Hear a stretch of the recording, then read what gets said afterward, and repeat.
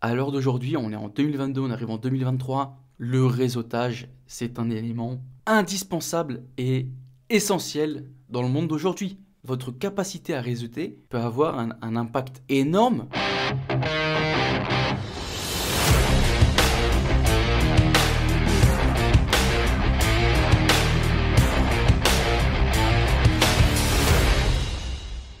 Bonjour et bienvenue tout le monde, bienvenue dans ce tout nouvel épisode du podcast Graines d'investisseurs. Comme d'habitude, c'est Anthony et c'est toujours un plaisir de vous accueillir pour l'épisode du jour. Les amis, j'espère que vous avez la forme, que vous avez la paix, j'espère que vous passez une très bonne semaine. Moi franchement, au top du top, c'est bientôt les fêtes, ça me fait plaisir. Je remonte dans le nord, je vais voir la famille. Donc je suis reboosté pour cette fin d'année. Même si derrière il y a quelques petits problèmes, hein, comme toujours. Petite supercherie, je dirais. J'ai signé un appartement qui était en travaux. Enfin, c'était un immeuble qui était en travaux. J'ai fait une première partie, j'ai fait les travaux, puis là, ils attaquaient la deuxième. Et en fait, j'ai eu mon artisan qui finit les travaux, puis il y a un mec qui vient le voir dans l'appartement et qui il toque. Oui, bonjour, je suis de l'organisme Solia. Vous êtes le propriétaire, donc il lui explique que non, c'est l'artisan, etc. Et il fait le gars tellement mystérieux. Il dit ah oui, il faut dire au propriétaire qui me contacte urgemment. Le logement, il ne peut pas être loué.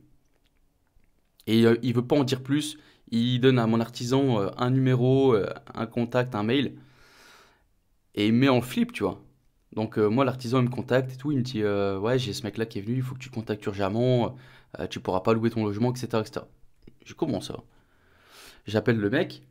Et en fait, il s'avère que ce logement était... alors, c'était pas un arrêté d'insalubrité ou je sais pas quoi, mais en gros, l'ancien propriétaire avait eu des problèmes avec un locataire à l'intérieur. Le locataire avait fait passer des gens et ils avaient soulevé plein de dysfonctionnements, de choses qui n'allaient pas dans le logement. Et donc, en fait, ce logement était interdit au niveau de la CAF. Il ne pouvait plus être loué à des locataires qui avaient de la CAF ou il n'y aurait pas d'aide pour ce logement. Bon, soit dit en passant, on a tout pété dans le logement, on a tout refait. Donc, j'aurais pas de problème. Donc là, il doit repasser le 13 décembre, il me semble, ou le 12, pour faire le tout s'élever doute.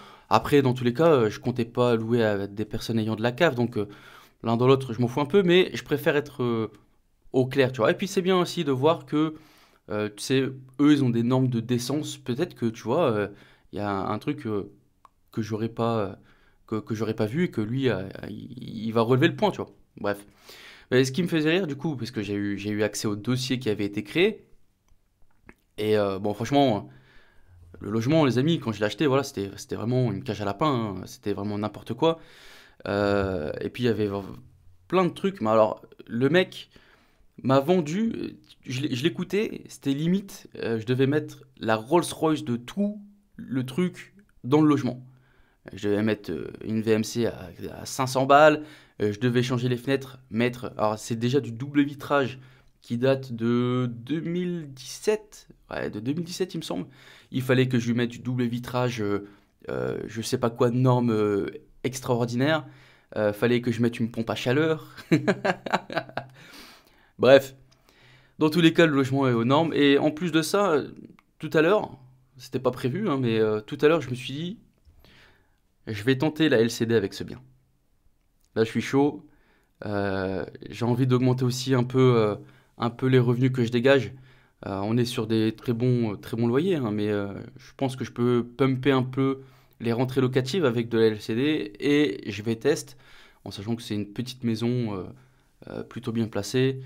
Je vais faire le test et puis je verrai si je continuerai. Sinon, à part sa petite actualité du podcast, les amis, j'ai eu dernièrement sur Spotify, vous savez, je sais pas si vous écoutez ça sur le podcast sur Spotify, mais en gros, tous les ans, tu as un petit feedback de ton année qui te dit, ah voilà, tu as kiffé ça, tac, tac, tac, tac. Et il faut savoir que je l'ai aussi en tant que créateur de contenu, donc notamment avec ce podcast, et j'ai eu les stats, et franchement, Ça m'a fait grave plaisir. Parce que c'est vrai que le podcast, c'est quand même une plateforme assez ingrate. Tu produis, mais tu vois très peu de retours. Quand vous regardez, je vais vous donner les stats, mais quand vous regardez les commentaires et les notes, on est très loin de ça. Et d'avoir une overview sur les performances du podcast, ça fait hyper plaisir. Alors bien sûr, je peux le voir avec le nombre d'auditeurs par mois, mais c'est les notes. C'est vrai, c'est pour ça, vraiment les amis, c'est pour ça que j'insiste sur Apple Podcast, sur les notes et les commentaires, parce que c'est ça qui fait référencer le podcast. J'ai aucune action en fait, hein. Je peux rien faire. C'est du référencement naturel. Je ne sais pas s'il existe la publicité sur podcast, etc. Mais voilà, c'est pour ça que je vous pousse à noter ce podcast, à le faire connaître, à le partager sur vos réseaux, etc., etc. Soit dit en passant, on va voir les stats du podcast de cette année. Et franchement, un gros, gros big up à vous. Donc, le podcast Graines d'investisseurs, podcast préféré de 129 fans. Ça veut dire qu'il y a 129 personnes qui l'ont noté numéro 1.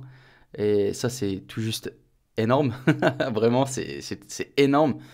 Graines d'investisseurs est dans le top 5 des podcasts de 197 personnes et dans le top 10 de 758 auditeurs. Enfin, personnes. Donc, franchement, merci. Merci beaucoup. Au niveau des stats purs, j'ai fait 41 épisodes cette année pour un peu plus de 1000 minutes de contenu créé. Le podcast est écouté dans un peu plus de 16 pays et j'ai fait mieux que 215%. C'est pas moi qui le dis, hein, c'est Spotify. 215% que la plupart des créateurs de contenu, enfin de podcast. Donc les amis, merci beaucoup. Je réinsiste encore une fois, si vous pouvez m'aider en notant ce podcast et en le faisant connaître, ça serait un juste retour pour tout le travail fourni. Et on va continuer le podcast tout de suite. On va arrêter de se la couler douce et on va passer tout de suite au sujet du jour. Aujourd'hui, on va passer en revue 14 façons de saboter son avenir financier. Il faut savoir quand même que pour beaucoup, la clé du succès financier, c'est si je te dis, pour toi, c'est quoi la définition du succès financier? Ça va être gagner plus d'argent. Et c'est vrai, ça pourrait être correct, hein, mais il faut savoir que ce n'est pas toujours le cas. Parce qu'en fait, ce qui va réellement compter, c'est ce que vous allez faire avec l'argent. Parce que ce que vous allez faire avec l'argent est quand même beaucoup plus important que combien vous gagnez. J'espère quand même que beaucoup d'entre vous, auditeurs de ce podcast Graines d'investisseurs, prennent leurs finances personnelles très au sérieux. Mais il y a quand même beaucoup de personnes qui minent, ils destroyent leur potentiel financier. Des fois, c'est peut-être pas toujours une décision consciente, et c'est souvent à cause de l'accent qui a été mis sur les gains à court terme au lieu des résultats à long terme. Et ça, je vous en ai déjà parlé. Gratification différée, gratification immédiate, pardon. Et c'est dur. C'est dur de faire des choses qui n'auront pas d'impact ou de résultats immédiats. C'est dur, je le sais. Et donc, on va commencer ce podcast avec le numéro 1, ça va être de ne pas faire d'investissement. Il y a beaucoup de gens qui gagnent en réalité, en fait, assez pour investir, mais ils sont réticents à investir. Et j'en faisais partie au début. Pour moi, c'était que de l'économie, hein. J'avais peur d'investir. J'avais peur d'investir en bourse. Pour moi, c'était useless d'investir en bourse, etc. Et le problème, c'est que malheureusement, simplement épargner, ça ne va pas vous aider à atteindre la liberté financière. C'était la même chose quand j'ai commencé. Je vous dis, quand j'ai commencé l'investissement en bourse, pour moi, c'était de l'argent un peu jeté par la fenêtre, tu vois. C'était de l'argent qui était plus disponible sur mon compte. Et surtout en bourse, il faut quand même un certain temps quand même pour voir un certain retour sur investissement. Et c'est compliqué. Tu dois te concentrer sur les possibles rendements que tu peux obtenir avec tes économies plutôt qu'accumuler de l'argent sur tes comptes. Parce que ça sert à rien. Et quand j'ai compris que chaque année, l'inflation épuise mon pouvoir d'achat, épuise mon épargne, eh ben, la seule solution, c'est de placer cet argent, l'investir pour atteindre des rendements supérieurs au moins, au minimum, supérieur au taux d'inflation. Et ne pas avoir d'argent investi, c'est un moyen sûr de saboter ta capacité future, ta capacité financière future. Non seulement ça va t'empêcher d'atteindre ta liberté financière, mais ça signifie aussi que tu vas pouvoir être... Enfin, c'est même pas pouvoir, tu vas être coincé au même stade, année après année. Moi, je me souviens, alors peut-être que c'est relatif à moi-même, hein, mais tu vois, j'ai eu des steps au niveau d'économie dans ma vie. La première, c'est quand j'ai réussi à économiser 5000 balles. Putain, j'arrivais plus. Après, j'arrivais plus à aller au-dessus. C'était un truc de fou.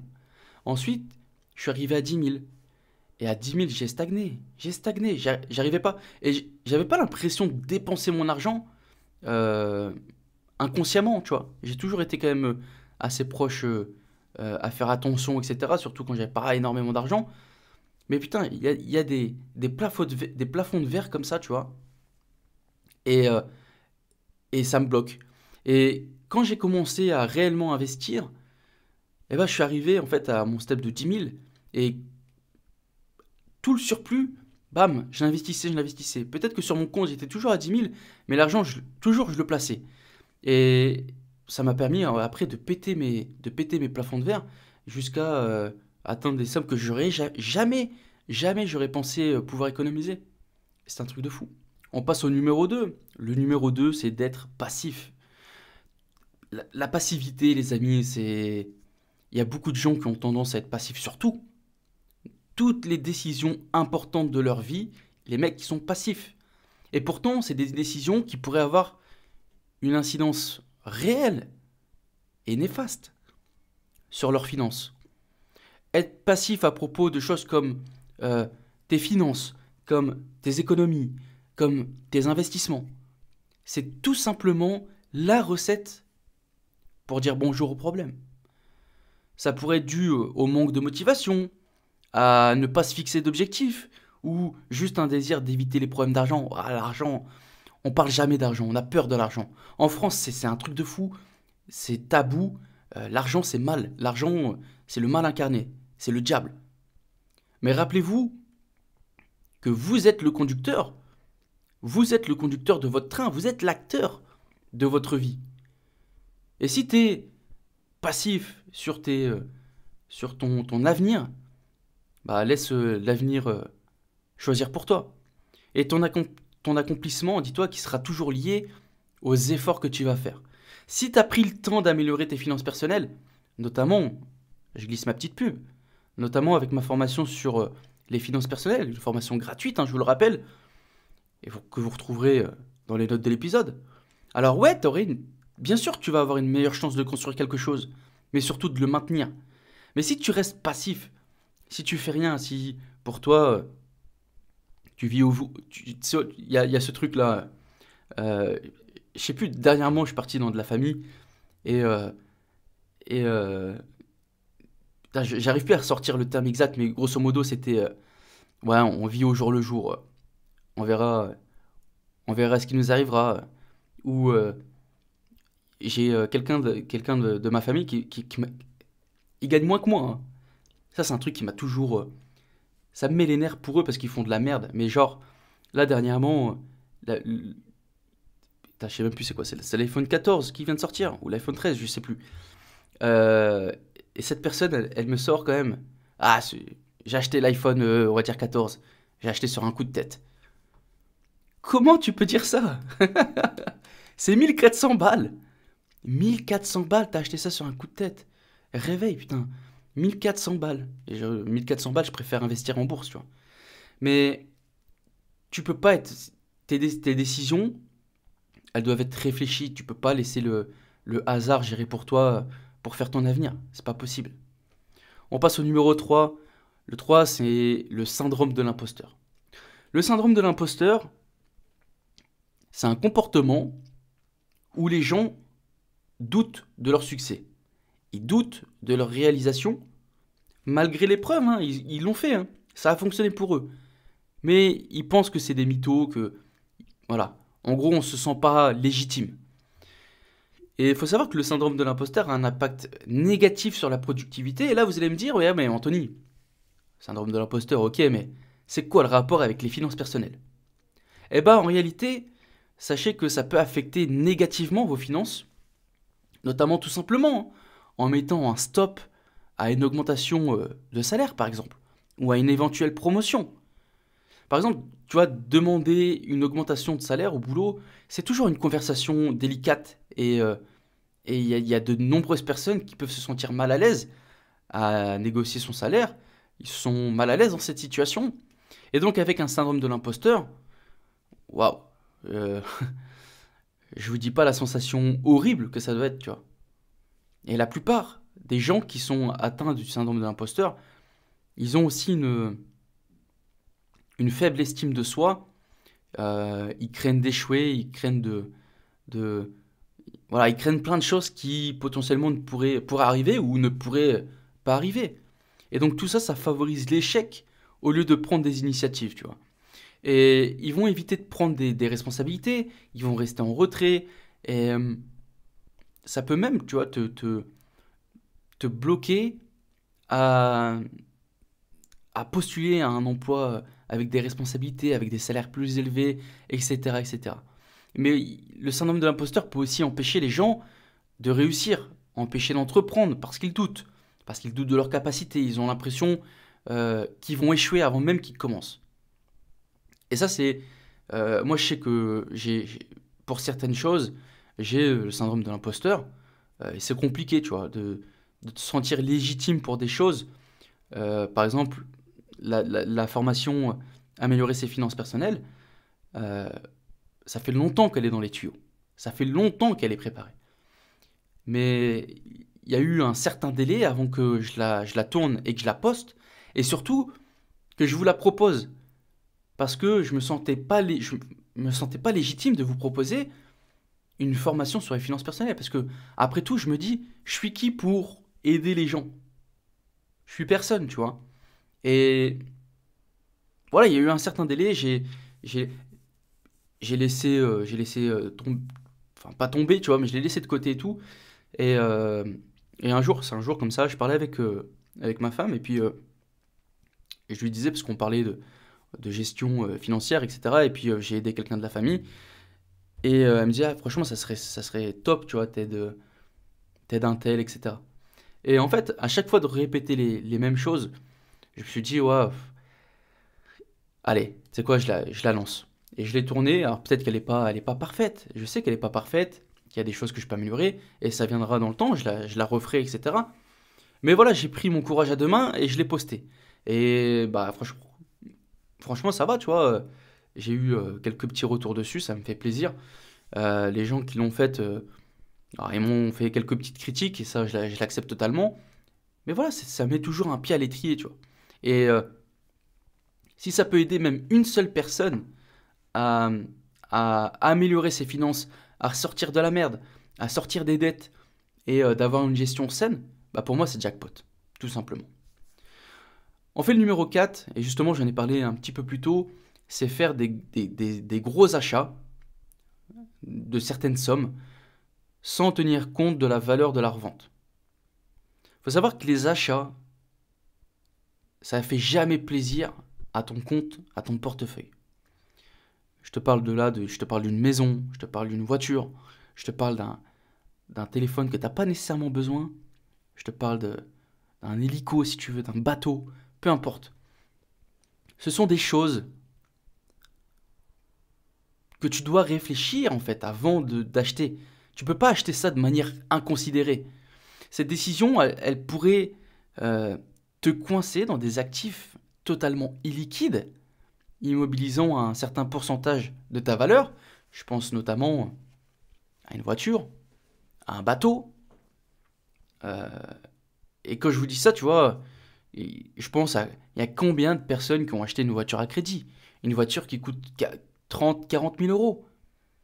Et acheter un actif illiquide, c'est un excellent moyen de vous saboter. Quand tu as besoin d'argent, il n'y a pas de garantie que tu seras en mesure de trouver un acheteur. Et encore moins quelqu'un qui est disposé, qui est capable de payer le juste prix pour toi. Parce qu'au final, je vais prendre un exemple. Euh, le prix de vente, il sera toujours celui que quelqu'un est prêt à mettre.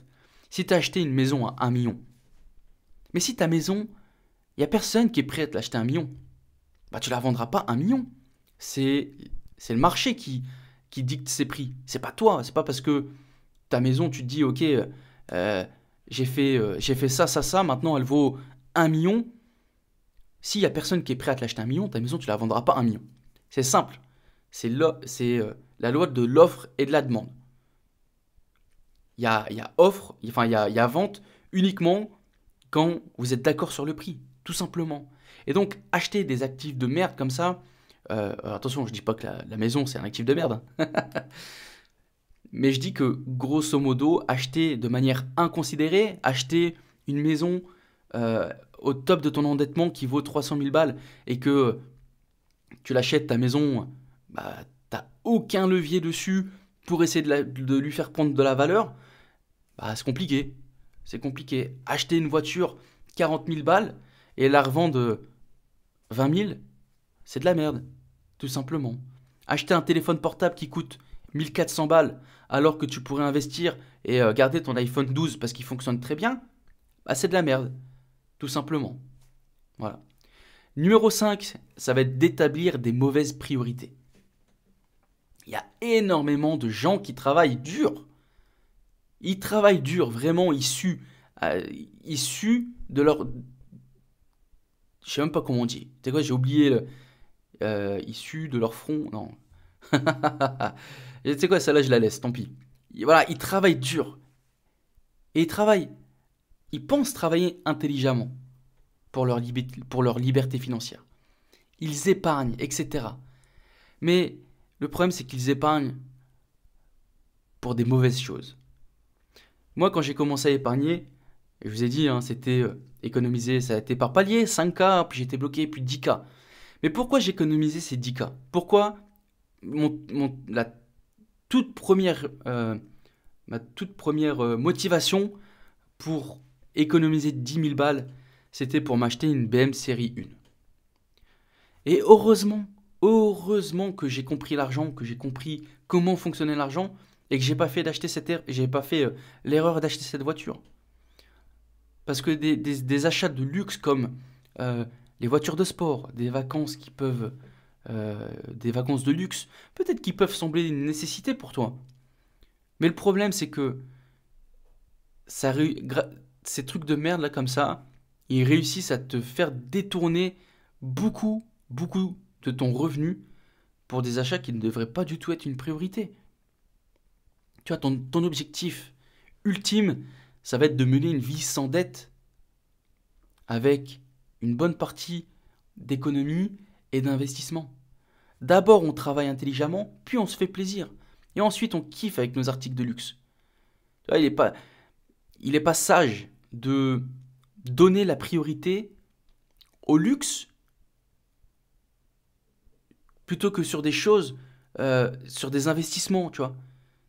Et si tu fais ça, si tu mets la priorité d'abord sur les articles voitures, sacs de luxe, vêtements de luxe, etc., ça va te ruiner, ça va te ruiner, ça va te débrécher ton futur financier. Et ça fait jamais plaisir, jamais. Numéro 6, l'endettement comme mode de vie. Si vous vivez une vie criblée de dettes et que la plupart des choses que tu achètes sont des choses que tu achètes à crédit ou que tu achètes avec des préconsos, dis-toi que tu es en train de foutre ton futur en l'air.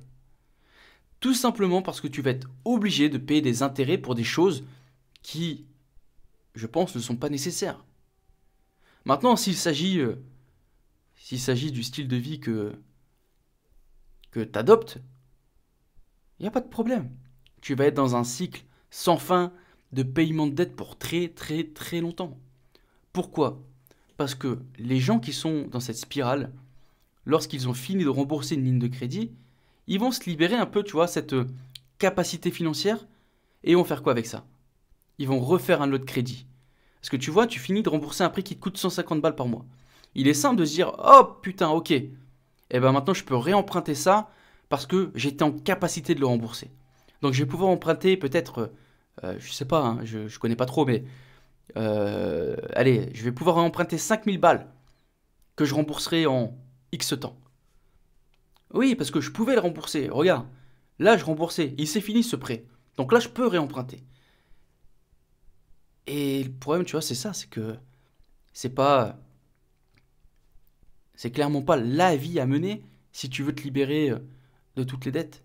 Et tu vois, si l'exemple que je viens de te donner, ça te parle, ou si tu connais quelqu'un dans cette description, sachez que c'est pas un mode de vie durable. Le remboursement constant de dettes réduit votre revenu disponible maintenant de manière significative et surtout, ça annule votre capacité d'investir. Si jamais je vous rappelle que, encore une fois, la formation Améliorer ses finances personnelles est toujours disponible, toujours gratuite, et dedans vous retrouverez des méthodes concrètes à mettre en place pour en finir avec ce genre de situation financière, avec ce genre de dette. On donne la priorité sur certaines dettes par rapport à d'autres, etc., etc. Je vous spoil un petit peu la formation, mais allez voir, allez jeter un œil. Numéro 7. Ne jamais demander l'avis d'un professionnel ou d'une personne qui est là où vous voulez être. Il y a beaucoup de gens qui se sabotent, qui font de la merde en essayant de faire tout seul. Et ça, c'est véridique, hein, mais les gens, quand il s'agit d'argent, c'est les meilleurs. C'est les meilleurs, c'est moi je fais comme ça, tac tac, moi je gère mes finances comme ça fonctionne, nanana, etc., etc. Mais sachez que il est quand même beaucoup plus judicieux de demander de l'aide à un professionnel. Il y a beaucoup de gens qui volent en solo lorsqu'il s'agit de gestion financière, mais souvent en fait ils ne savent pas vraiment ce qu'ils font. Et puis derrière, peut-être 10 ans plus tard, tu vois, ils sont là, ils sont toujours au même stade. Et résultat, c'est zéro. Simplement parce qu'en fait, ils voient pas. Ils voient pas quand tu as la tête dans le guidon, tu vois pas que tu fais des choses mal. Tu vois pas que tu fais des choses. Peut-être que sur le moment, ça va te faire plaisir, mais tu vois pas que c'est en train de te ternir ton avenir, que tu es en train de casser ton futur, etc., etc. Et ça, n'hésitez pas. Franchement, n'hésitez pas.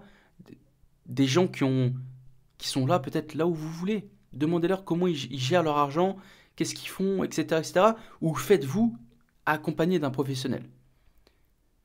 Numéro 8, arrêtez de se former après avoir quitté l'école. Beaucoup de gens, leur courbe d'apprentissage, elle s'arrête net dès que tu as fini l'école. Dès que tu as obtenu ton diplôme, tu as trouvé ton emploi, ça y est, c'est fini. C'est fini, t'es le big boss, t'as eu ton diplôme, t'as fait tes preuves, etc., etc., etc. Mais c'est faux. C'est faux. Les gens, le circuit, c'est grosso modo, je vais à l'école, j'ai mon diplôme, et je trouve un emploi, et je fais tous les jours, je fais la même chose en échange d'un salaire. Alors, il y a quand même déjà un bon point. C'est que tu arrives à dégager un salaire.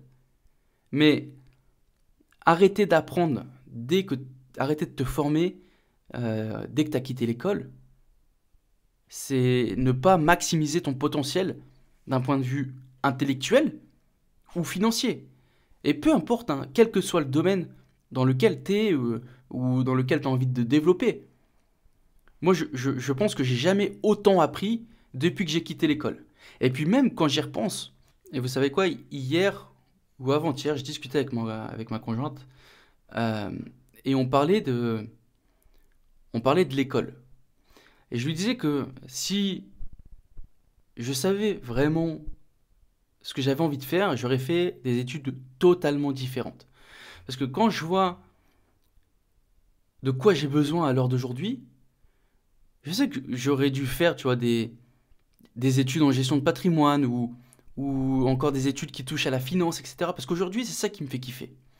Malheureusement, c'est beaucoup trop tard et je me vois pas retourner à l'école aujourd'hui pendant 3 à 5 ans. Mais comme je dis toujours, il faut jamais regretter et il faut toujours assumer ses choix. Je me forme solo, j'apprends dans les livres, dans des formations, et je me dis que bah, je passerai mes diplômes solo, tout seul, je me ferai certifier plus tard.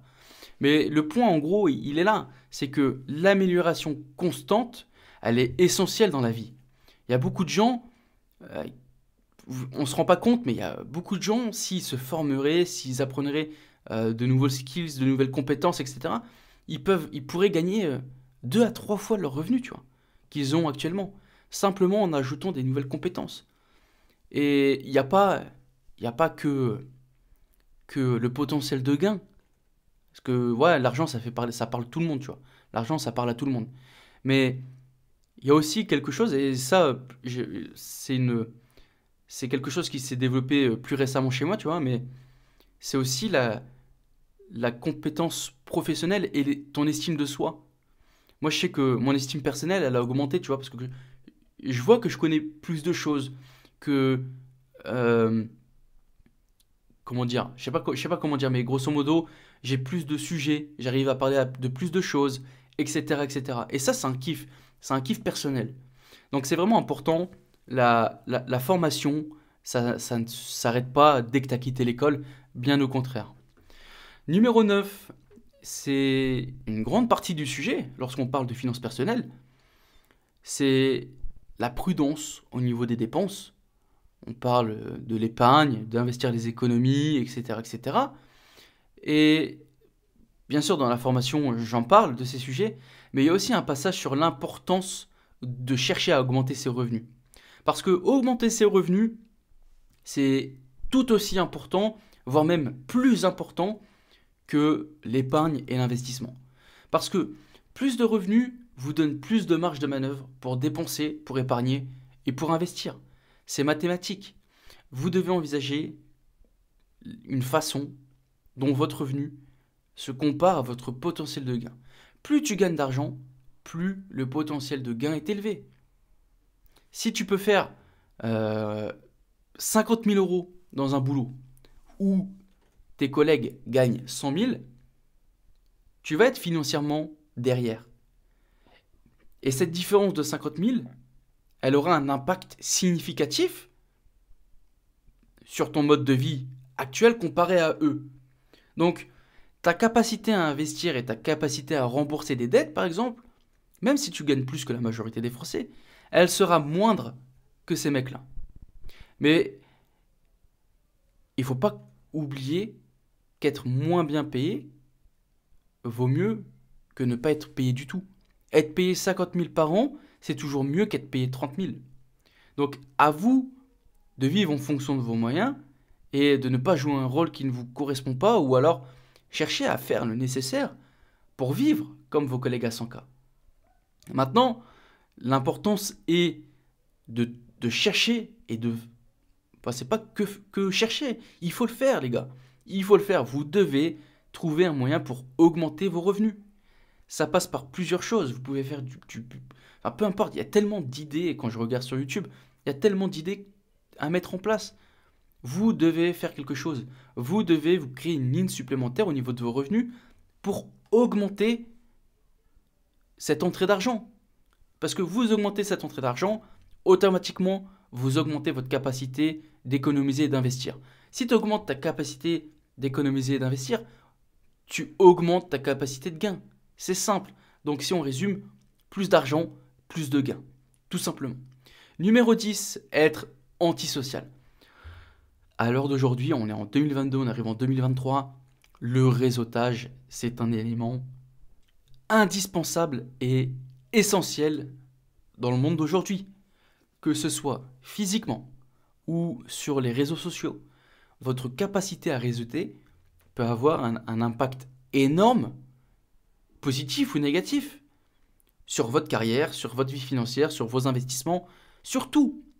Et sachez que boycotter les événements sociaux, eh ben, ça peut vous empêcher de rencontrer de nouvelles personnes, de nouveaux clients, euh, la possibilité d'obtenir de nouveaux emplois. Et moi, je me souviens, dans mes tout premiers mastermind, j'ai rencontré un gars et super, tu vois, il avait la quarantaine, mastermind de Lille. Si jamais il y a des Lillois qui écoutent, big up. Il était super loin dans les investissements. Et par un pur hasard, en fait, il était là, au même mastermind que moi. Je le connaissais pas, hein. Et j'ai discuté avec lui. Et en une soirée, il m'a appris tellement, tellement de choses. Il m'a permis d'éviter des erreurs. Il m'a conseillé sur des opérations, etc., etc. Et donc, pour résumer, être antisocial, ça peut défoncer ta capacité à gagner plus ou te fermer la porte à des opportunités que tu ne verras pas. Parce que tu es antisocial, tout simplement. Donc les amis, pour 2023, vraiment, moi je vous encourage à participer. Mettez une rencontre par mois. Allez dans des formations, enfin allez dans des séminaires, rencontrer des gens, etc., etc. Ça pourrait vous apporter peut-être, vous savez quoi, votre associé pour montrer une boîte. Ça pourrait vous apporter des associés pardon, pour un aspect financier, etc. Donc vraiment, 2023, laissez-vous le champ des possibles ouvert. Allez et participez à des rencontres, tout simplement. Numéro 11, faire des pertes temporaires qui deviennent permanentes. Ça, c'est pareil, c'est quelque chose qui m'a touché, moi personnellement. Et il faut savoir que c'est particulièrement fréquent avec les investissements, et c'est pas un secret. C'est un secret pour personne, je dirais. Beaucoup d'investissements sont assez volatiles et peuvent euh, aller à la hausse comme à la baisse dans le temps, et en particulier les actions et les crypto-monnaies. Pour être un investisseur, cette, cette volatilité, c'est quelque chose à quoi vous devez être préparé. Et quand tu es préparé, c'est généralement pas un problème. Ça devient un problème lorsqu'un investisseur panique et vend son investissement en raison d'une baisse de prix. Au lieu d'avoir simplement attendu ce qui aurait été probablement une perte temporaire, va devenir une perte définitive. Et une perte définitive, bah c'est fini. C'est fini. Et moi, ça m'est arrivé personnellement, quand j'ai commencé à investir en bourse, j'ai mis, je me souviendrai, je sais plus combien, j'ai dû mettre 3000 balles, un truc comme ça. Mes premiers investissements, et dès que j'ai vu, déjà je comprenais pas quand je l'ai mis, genre on va prendre un chiffre rond, j'ai mis 1000, et je vois direct sur le compte, j'ai moins que 1000, tu vois. Déjà de base, j'avais déjà perdu de l'argent. Tu sais, c'est la différence, ils se prennent une petite marge, etc.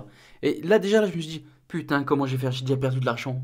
Oh là là. Et puis après, putain, ça s'est un peu cassé la gueule. Et direct, j'ai revendu. Et ben là, voilà.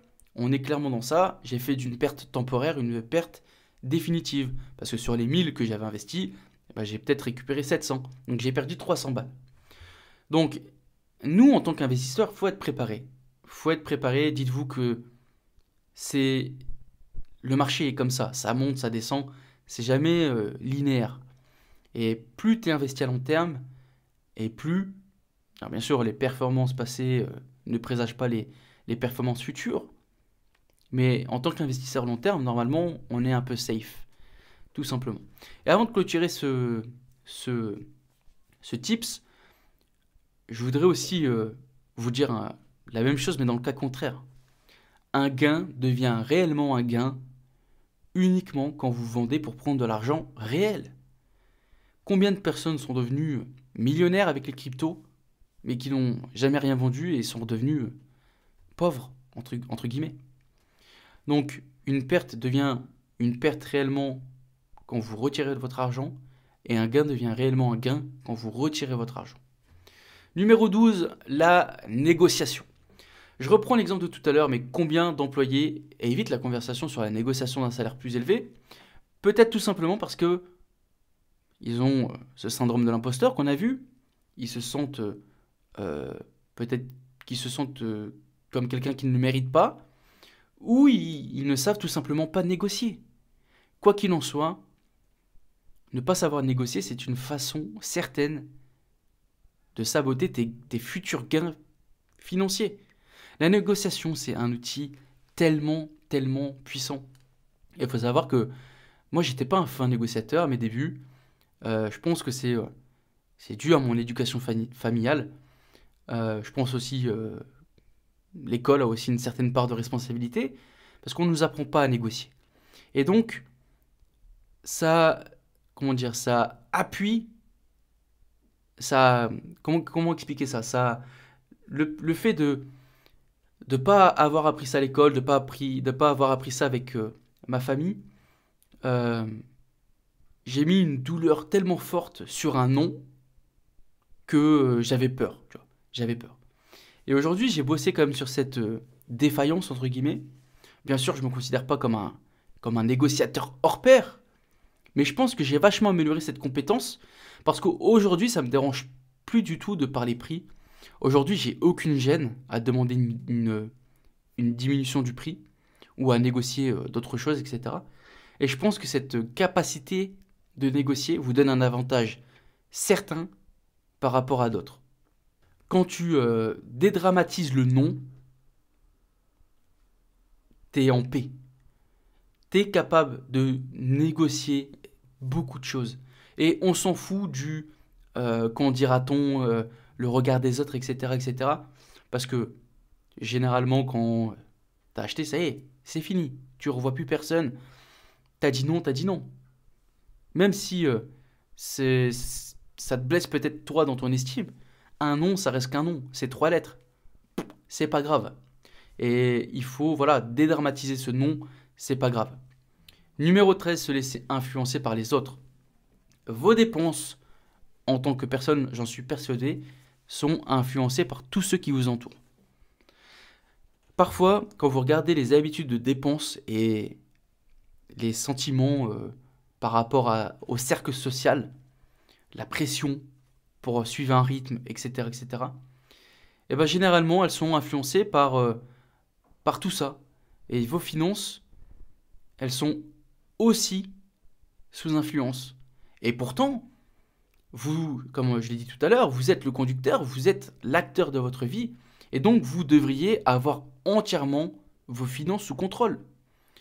Tu dois avoir un budget et tu dois te tenir à le respecter. Simplement parce que si tu le fais pas, tu vas finir par dépenser de l'argent que tu n'as pas. Et les dépenses, j'ai mis entre guillemets concurrentielles, du genre, t'inquiète, c'est moi qui paye, c'est moi qui régale. Allez, t'inquiète, c'est bon, range ta carte, c'est moi qui fais. Ça, c'est un mindset. Alors certes, bien sûr, c'est tout à votre honneur, les amis. Mais c'est un état d'esprit qui va faire des ravages sur tes comptes. T'inquiète, moi je connais une personne qui fait alors bien sûr, tu peux te le permettre. Quand t'as une certaine assise financière, voilà, tu peux te le permettre, etc. Par contre, quand t'es pas assis financièrement, tu peux pas te permettre de faire un jeu où, euh, où vous mangez tous au resto, vous êtes 10, et puis à la fin, il y a une carte bancaire qui est tirée, et puis c'est lui qui paye pour tout le monde. Tu peux pas te permettre. C'est interdit. Parce que tu vas te mettre des bateaux dans les roues. Et donc, ça, c'est carton rouge, tu vois. Numéro 14, céder à un glissement de style de vie. Ça aussi, c'est pareil. C'est une situation qui est problématique. C'est lorsque tu commences à dépenser plus parce que tu gagnes plus. Et c'est une règle, je dirais, fondamentale en finance personnelle. C'est tu dois toujours avoir un surplus sur ton compte et investir ce surplus pour ta croissance future. Quel que soit le montant que vous gagnez, les amis, sachez que vous aurez du mal à construire la richesse et à l'atteindre, à atteindre cette fameuse liberté financière, si tu dépenses trop. La dernière fois, j'ai eu un commentaire sous une vidéo YouTube. La personne me disait, ouais, mais bon, alors, il me semble que c'est une vidéo que j'ai fait sur le livre de Robert Kiyosaki, Père riche, Père pauvre. Et la personne a commenté en disant, ouais, mais tu sais, l'argent appelle l'argent. Et c'est pas avec un salaire à 1200 euros que tu peux faire des trucs exceptionnels, etc.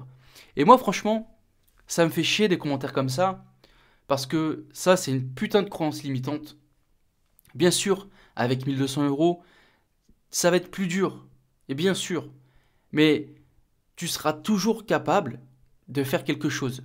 Avec tes 1200 euros, arriver à 3000 euros de revenus, c'est possible. Mais le truc, c'est que ça va passer par des sacrifices. Et ça, tout le monde n'est pas prêt à le faire. Et donc, quand je vois ce genre de commentaires, moi, ça me fait chier parce que moi, j'ai commencé, je bossais au McDo, je gagnais 800 balles. Donc, bien sûr que tu vas pas claquer des doigts et tout va arriver. Non. Mais par contre, c'est possible. Et il faut arrêter de se dire que un ouvrier, quelqu'un qui bosse à l'usine, il peut pas changer son destin. Il est voué à toujours travailler à l'usine. C'est faux. Il faut juste se donner les moyens, prendre le contrôle de sa vie et faire des sacrifices, tout simplement. Et ça, par contre, la gratification différée, voilà, on a du mal à le faire. C'est dur. Et c'est la raison pour laquelle il y a tant de personnes de la classe pauvre et de la classe moyenne qui restent dans leur classe. Parce que investir et trouver des moyens euh, d'améliorer ses revenus futurs, c'est dur. C'est dur de se dire, ok, je gagne 1002, faudrait que j'économise 200 balles, que je les investisse. C'est dur, parce que c'est 200 balles que tu vas pas faire, que tu vas pas prendre pour aller acheter un jeu de play. C'est 200 balles que tu vas pas sortir en boîte. C'est 200 balles que tu vas pas faire ce resto. Mais pourtant, c'est les choses nécessaires à faire pour essayer d'améliorer ton futur. Et rappelez-vous que la différence, elle se fait dans les détails. La différence, elle se fait de ce que vous allez faire avec votre surplus d'argent, entre guillemets, vos économies mensuelles.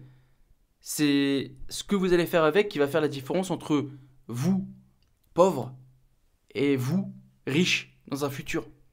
Donc les amis, faites les bons choix, tout simplement. Bon, c'était un épisode, on a combien? On a... Ouh là là! C'est un gros épisode ça encore une fois. Les amis, j'espère que cet épisode vous aura plu. N'hésitez pas à revenir vers moi si vous avez des questions. Vous pouvez me contacter sur Instagram. Ça fait longtemps que j'ai pas eu de questions. Euh, Ça fait longtemps aussi que j'ai pas fait de rubrique questions sur ce podcast aussi. Donc n'hésitez pas si vous voulez passer sur le podcast, je me ferai un plaisir de vous répondre. Les amis, prenez soin de vous.